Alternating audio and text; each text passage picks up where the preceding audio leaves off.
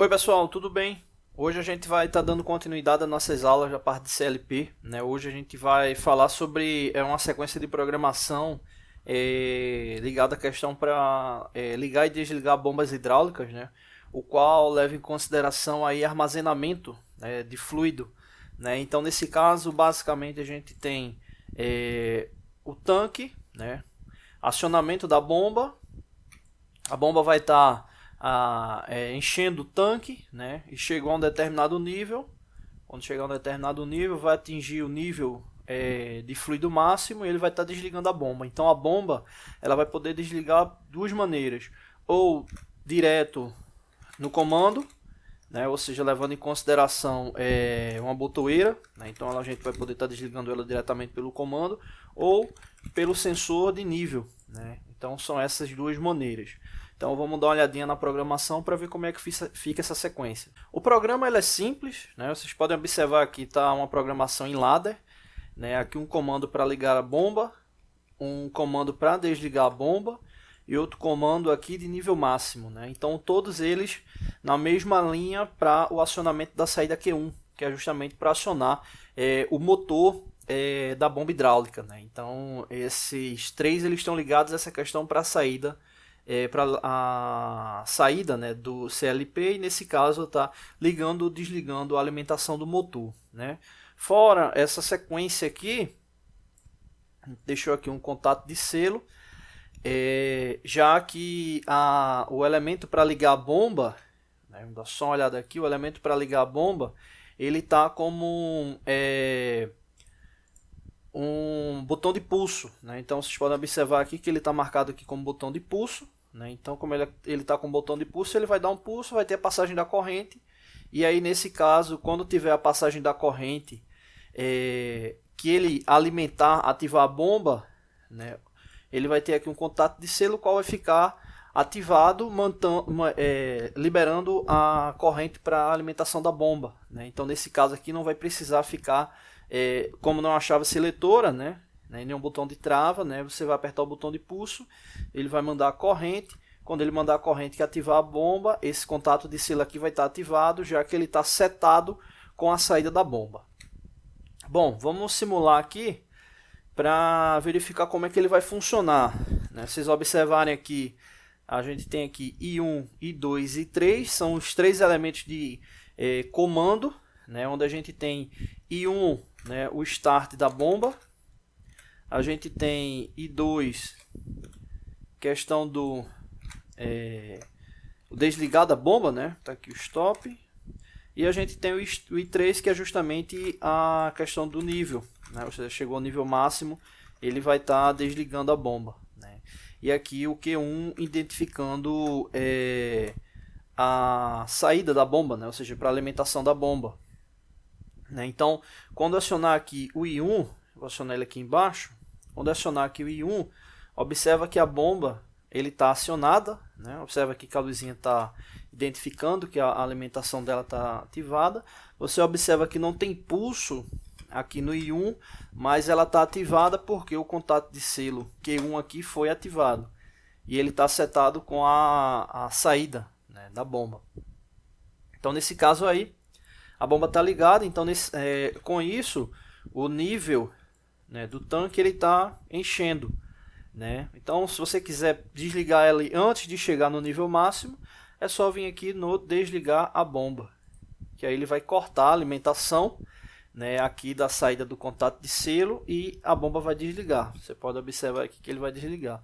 Esse I2 ele também está como botão de pulso, né? Mesma configuração mecânica igual ao I1, né? Então aí ele desliga a bomba, né? Então acionando tanto I2 como I3, você observa que não acontece nada com a bomba. I3 é o nível, I2 é o stop da bomba, né? Então ligando a bomba novamente, né? A saída dela está aqui ativada, e agora ela pode parar também, como eu expliquei para vocês, por meio do nível, né, chegando ao nível máximo. Então ela chegando ao nível máximo, ele também desativa a bomba, né? Então desativa a bomba e aí finaliza a sequência do fluxo, né? Bom, esse é o esquema, né, aí para bomba hidráulica, né, a questão de estar desligando a bomba hidráulica ou ligando, né, a gente pode incrementar mais funções nele, né, como o I3, a gente pode estar deixando esse I3 aqui, ele como ele está aqui como botão de pulso, mas a gente pode colocar para ele como chave, né? O qual, enquanto o sensor estiver ativado, né? Ou seja, enquanto o nível estiver ativado, ele fica lá com a chave ativada. Quando o nível diminuir, ele pode voltar a funcionar para estar alimentando a corrente, né? Que chega no motor e consequentemente está ligando a bomba. Então você pode também estar incrementando aí, colocar bombas em paralelo, enfim, dá para fazer outras configurações, tá bom? Não deixe de se inscrever no canal, toda semana tem vídeos novos, valeu! Oi pessoal, tudo bem? Hoje a gente vai estar dando continuidade às nossas aulas da parte de hidráulica. Hoje a gente vai falar especificamente sobre simbologia, reforçar na verdade, né? E quero mostrar para vocês aqui essa simbologia, né? É uma válvula direcional. Essa daqui ela atua bem como bloqueio mesmo, né? E a lógica, né? Para quem viu as nossas duas aulas falando sobre simbologia de pneumática, né? A lógica é a mesma, né? Nesse caso aqui, o que acontece? Observa que a válvula aqui direcional ela tem essas duas caixinhas, né, aqui indicadas.